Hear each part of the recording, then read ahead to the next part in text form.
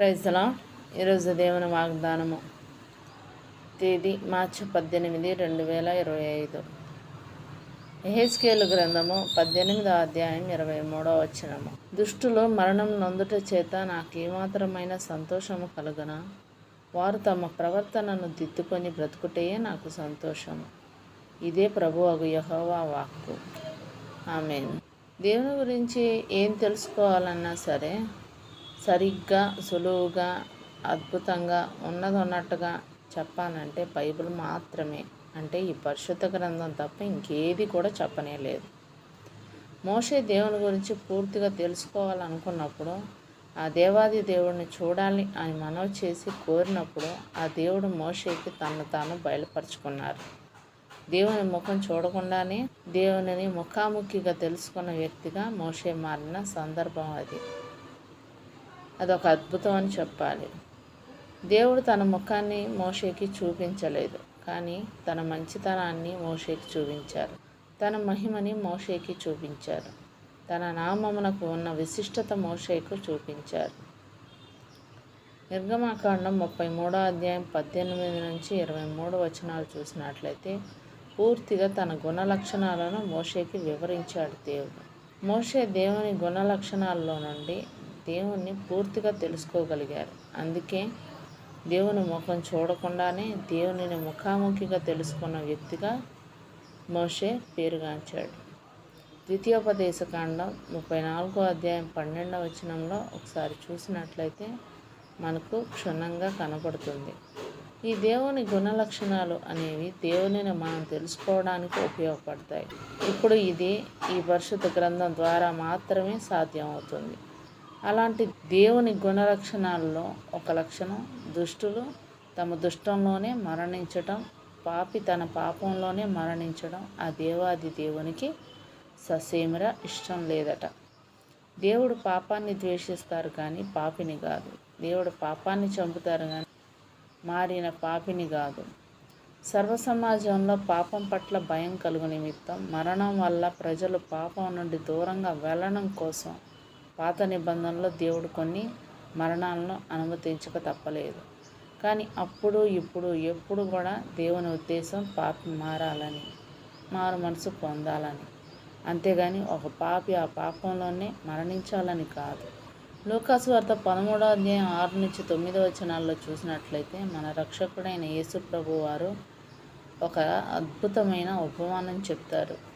ఒక మనిషి ద్రాక్ష తోటలో ఒక అంజూరపు చెట్టు ఉంది. అతను 3 సంవత్సరాల నుంచి ఆ చెట్టు ఫలాల కోసం చూశాడు, కానీ అది ఫలించనే లేదు. అప్పుడు ఆ తోట యజమాని, ఈ ఫలించని చెట్టు వల్ల ఈ భూమి వ్యర్థం కాకుండా ఈ చెట్టును నరికివేయము అని ఆ ద్రాక్ష తోటమాలితో చెప్పాడు. అప్పుడు ఆ తోటమాలి, ఈ చెట్టు చుట్టూ తవ్వి ఎరువు వేయటకు ఈ సంవత్సరం ఉండనివ్వండి, అది ఫలించినా సరే, అప్పటికి ఫలించకపోతే నరికేద్దాం అని యజమానితో చెప్తాడు. ఫలించని వారి పట్ల దేవుని వైఖరిని చూపించే ఉపమానం ఇది. ఇందులో తోట యజమాని తండ్రి అయిన దేవునికి సాదృశ్యమైతే, తోటమాలి కుమారుడైన దేవునికి సాదృశ్యమని మనం చాలా సాధారణంగా అనుకుంటాం. ఇది తప్పని నేను అనను, కానీ నరికివేయి అనే వ్యక్తిత్వాన్ని తండ్రికి ఇచ్చేసి కొంత సమయం ఇద్దాం అనే వ్యక్తిత్వాన్ని కుమారుడికి ఇచ్చే ఈ ప్రక్రియలో మనకు తెలియకుండానే మన తండ్రిని తక్కువ చేసే ప్రమాదం, కఠినుడిగా చూపే ప్రమాదం ఉందని నాకు అనిపిస్తుంది. నా ప్రియ సహోదరి సహోదరులారా, మన తండ్రి ప్రేమ స్వరూపి. అందుకే ఈ ఉపమానాన్ని ధ్యానించేందుకు అతి సురక్షితమైన మార్గం ఉంటుంది. ఈ ఉపమానంలో తోట యజమాని దేవుని నీతికి సాదృశ్యం, అలాగే తోటమాలి దేవుని కృపకు సాదృశ్యం. దేవుని యొక్క నీతి, దేవుని యొక్క న్యాయము పాపాన్ని సహించలేదు, కానీ దేవుని కృప, దేవుని ప్రేమ పాపానికి బానిస మనిషికి మరో అవకాశం ఇవ్వకుండా ఉండలేదు. అందుకే దేవుని నీతి పాపిని చంపివేయమంటే, దేవుని కృప ఇంకా ప్రేమ పాపికి మరో అవకాశాన్ని, మరికొంత సమయాన్ని ఇవ్వమంటుంది. పాపానికి బానిసైన మనిషిని చూసిన ప్రతిసారి ఆ దేవాది దేవుడైన యేసయ్యలో జరిగే సంఘర్షణే ఇది. దేవుని నీతి శిక్షించమంటే, దేవుని ప్రేమ మరో అవకాశం ఇవ్వమంటుంది. ఇది కృపాకాలం. ఈ విషయం మనందరికీ తెలుసు.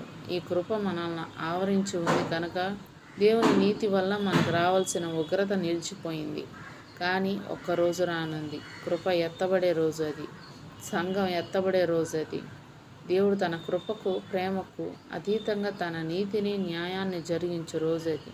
ఆ రోజు శ్రమ నుండి తప్పించే వారే లేరు. నా దేవాది దేవుడు నీతి న్యాయములు జరిగించు నా యేసయ్య తన న్యాయపీఠంపై కూర్చుంటారు.